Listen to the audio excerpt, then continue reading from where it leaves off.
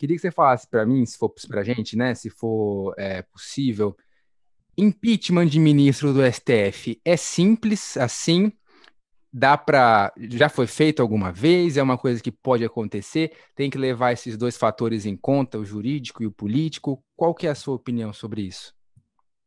Olha, em termos políticos, né, da mesma forma que a decisão, da mesma forma que a postura dos ministros do Supremo, né, mudou nas últimas décadas, eles passaram a ganhar mais protagonismo, eles passaram a ter também mais poderes, né? Eles têm. Antigamente era muito difícil você ver inquéritos sendo abertos por ministros do Supremo. É, você não via as coisas acho que o mensalão ele é um marco nesse sentido, né? Quando as questões criminais de fato envolvendo o crime do colarinho branco, crimes políticos, né, chegaram ao Supremo Tribunal Federal.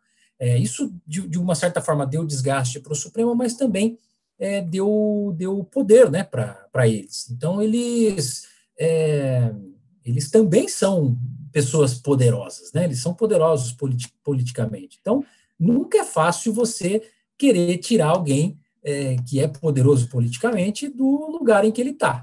Né? Então, primeiro, no âmbito político, né, tem esse peso. Não é qualquer coisa que vai fazer um processo de impeachment se iniciar lá no Supremo Tribunal Federal. Por quê? Ou no Senado Federal, no caso de ministros do Supremo. Né?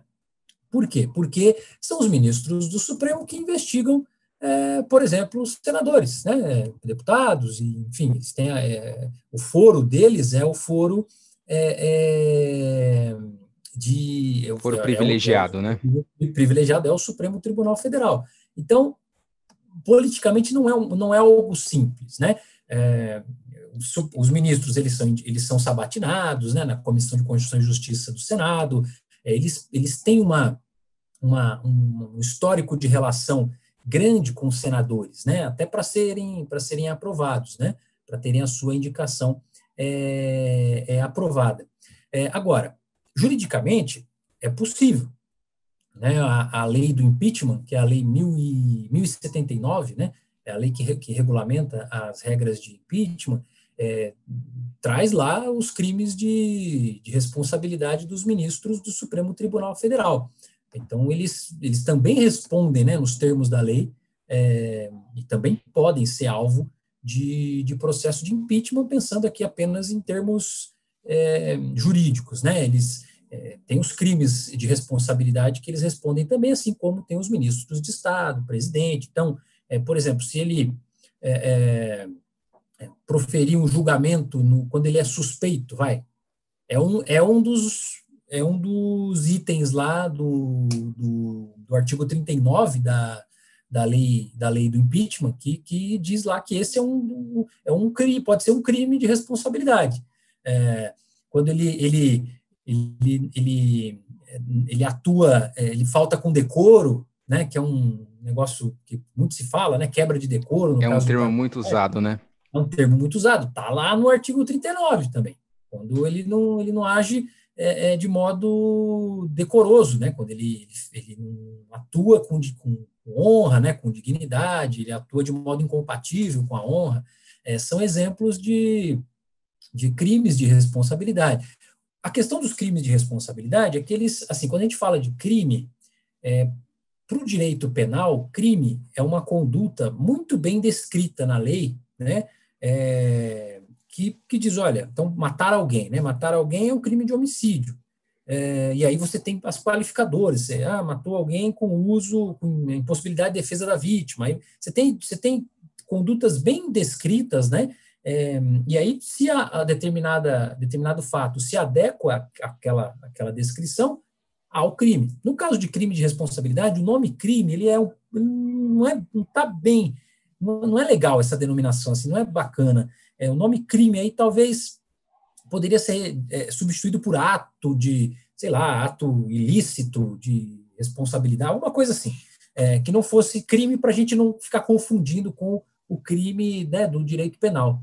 Então, assim, ele tem diferentes atitudes ali que a lei chama de crime de responsabilidade, que podem levar a uma instauração de processo de impeachment por ministro, contra ministro do Supremo Tribunal Federal. Então, assim, de um lado, juridicamente, né, é possível, mas politicamente há toda uma questão aí, e isso nunca aconteceu, né, o impeachment do ministro do Supremo Tribunal Federal nunca aconteceu, mas juridicamente ele pode acontecer e politicamente é muito difícil, né? E assim, lembrando, o impeachment do presidente, né, começa lá na Câmara dos Deputados. O caso de ministro do Supremo, impeachment de ministro do Supremo, a denúncia é feita pelo Senado Federal, né? Assim, qualquer pessoa pode apresentar lá um documento, lá uma denúncia contra um ministro do Supremo Tribunal, e aí o Senado analisa aquela denúncia e aí aceita ou não. Então, assim, tudo começa com o Senado, no caso de ministro do Supremo. E o Senado, ele tem essa relação próxima com os ministros do Supremo, porque os ministros do Supremo, quando foram indicados, passaram por sabatina, né, no Senado Federal. Então, mais ou menos esse o cenário, né? O que a gente tem visto, né? Os pedidos de impeachment de ministro do Supremo estão sendo usados como forma de pressão e tal. Até o presidente, naquela conversa com o Cajuru, né, com o senador Cajuru, fala tem que entrar com o pedido lá de impeachment. Vamos ver se o Supremo vai aceitar o pedido de impeachment. O Supremo não tem que aceitar nada, não faz o menor sentido isso, né? É o Senado, é um processo político-jurídico, primeiro político, né, mas também jurídico. Então, é o Senado quem analisa a denúncia. Não tem nada a ver uma coisa com a outra, né? E outra, o que está se discutindo no Supremo em relação a pedidos de impeachment?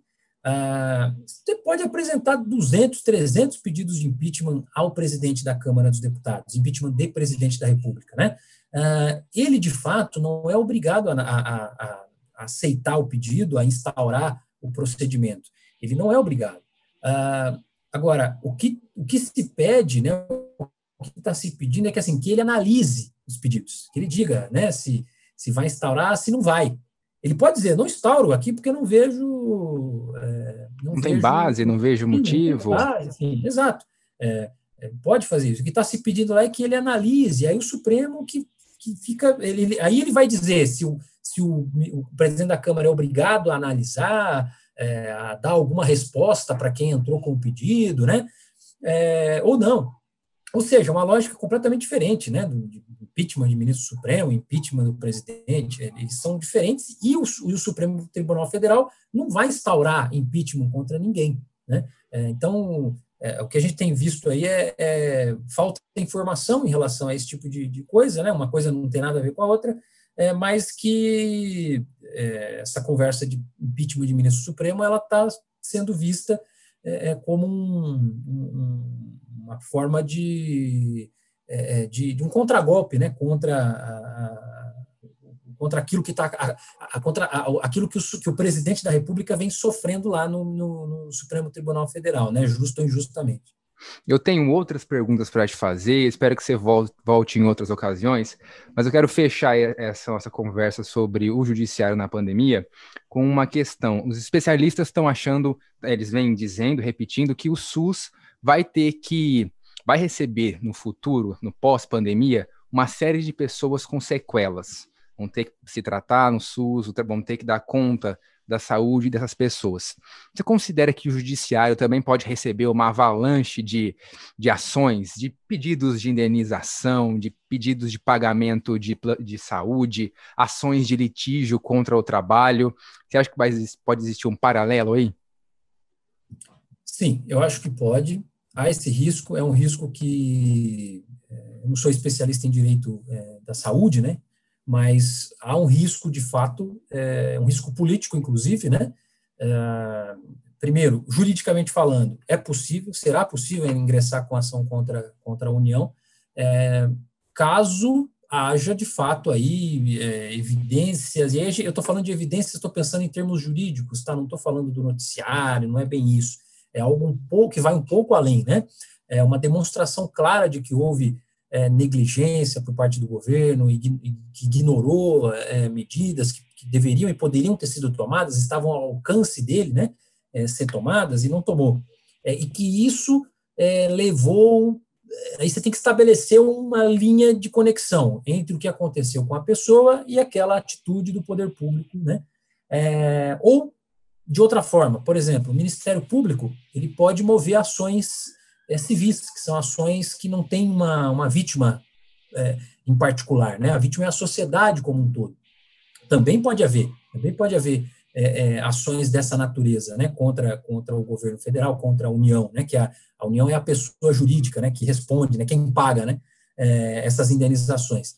Então, isso pode sim acontecer. Politicamente já está sendo analisado, pode inclusive derivar para uma questão penal, né, um dos fatores que levou o governo, o presidente, a tirar o ex-ministro Pazuello do Ministério da Saúde foi o risco até de que ele poderia ser processado criminalmente, né, estando como ministro da Saúde, em razão dos erros que cometeu na condução das medidas contra a pandemia, principalmente no Amazonas, né, em relação ao Amazonas, e ao tirá-lo do Ministério da Saúde, já providenciou uma secretaria específica para ele, com status de ministério, para que ele não perca o foro.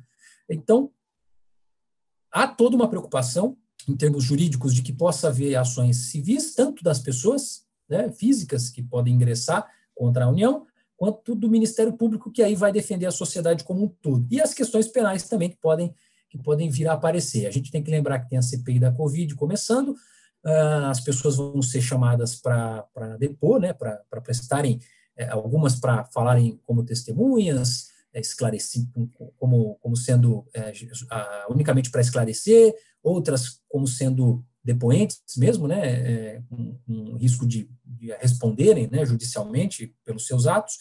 Então, politicamente falando, há toda uma expectativa para o que vai acontecer, o que vai chegar de elementos, né, dessa investigação que vai ser feita pela CPI da Covid. Então, eu vou citar um exemplo aqui. De repente se descobre lá que, poxa, era para ter chegado no dia 13 de novembro de 2020 um carregamento de oxigênio para Manaus. E aquele carregamento iria para o hospital tal. E por algum erro ali do Ministério da Saúde, alguma desídia, atrasou, o avião que era para ir para Amazonas foi para Amapá, e esse carregamento não chegou. E aí alguém morreu, porque faltou oxigênio. Ou muitas pessoas morreram naquele dia, né? O carregamento chegou com um dia de atraso.